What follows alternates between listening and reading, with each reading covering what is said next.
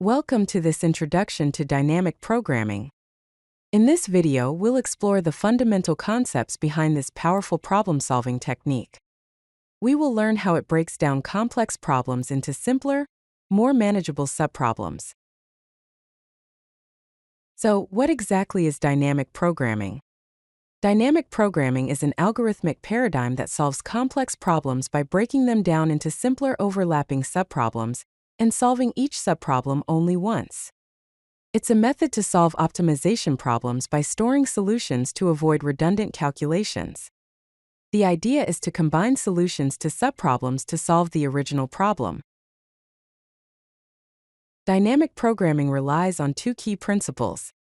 First, optimal substructure, which means that the optimal solution to the problem can be constructed from the optimal solutions of its subproblems.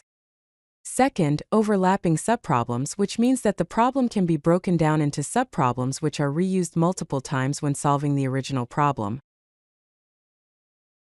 There are two main approaches to dynamic programming: top-down, also known as memoization, and bottom-up, also known as tabulation. In the top-down approach, we start from the original problem and recursively break it down, storing results as we go.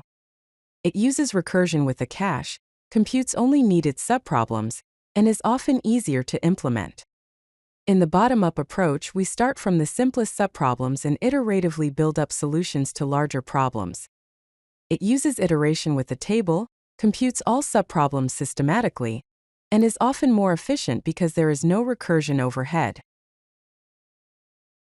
A classic example to demonstrate dynamic programming is the Fibonacci sequence.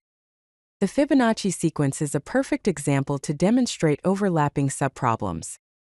The problem statement is: find the nth Fibonacci number, where f of n equals f of n minus 1 plus f of n minus 2, with f of 0 equals 0 and f of 1 equals 1. So, f of n equals f of n minus 1 plus f of n minus 2. Therefore, the sequence is f of 0 equals 0, f of 1 equals 1, f of 2 equals 1, f of 3 equals 2, f of 4 equals 3, f of 5 equals 5, f of 6 equals 8, f of 7 equals 13, and so on. Let's consider a naive recursive approach to calculating the Fibonacci sequence. Here's a simple Python function. Def Fibonacci of n colon if n equals 0 colon return 0. If n equals 1 colon return 1. Return Fibonacci of n minus 1 plus Fibonacci of n minus 2. However, the naive recursive approach recalculates the same Fibonacci numbers multiple times, leading to redundant calculations. This results in a time complexity of order of 2 to the power of n, which is exponential. Now, let's see how we can optimize this using dynamic programming with memoization, which is the top-down approach. Here's the code. Def Fibonacci underscore memo of n comma memo equals an empty dictionary. If n in memo, return memo of n. If n equals 0, return 0. If n equals 1, return 1. Memo of n equals Fibonacci underscore memo of n minus 1 comma memo plus Fibonacci underscore memo of n minus 2 comma memo. Return memo of n. In this approach, we store previously calculated values in a dictionary memo to avoid redundant calculations. This is the top-down approach where we start with the original problem and break it down, caching results as we go. The time complexity improves to order of n, which is linear. Next, let's implement dynamic programming using tabulation, the bottom-up approach. The code is: def Fibonacci underscore tab of n colon if n equals 0, return 0. If n equals 1, return 1. dp equals 0 multiplied by n plus 1. dp of 0 equals 0. dp of 1 equals 1. For I in range 2, n plus 1 colon dp of I equals dp of I minus 1 plus dp of I minus 2. Return dp of n.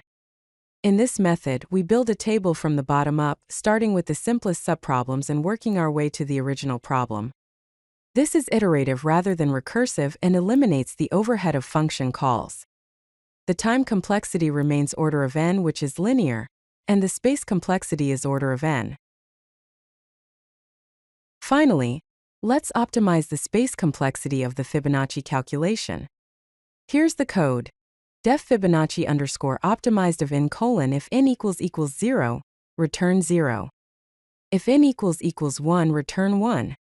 A comma b equals 0, 1. For underscore in range 2, n plus 1 colon a comma b equals b, a plus b. Return b. We only need to keep track of the last two Fibonacci numbers to calculate the next one.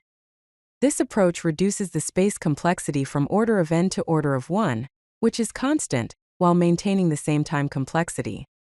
The time complexity is order of n, which is linear, and the space complexity is order of 1, which is constant. To effectively approach dynamic programming problems, follow these steps. First, identify if the problem has overlapping subproblems and optimal substructure.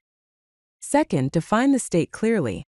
What does each entry in your dynamic programming table represent? Third, formulate the recurrence relation. How do you compute the current state from previous states? Fourth, identify and handle the base cases.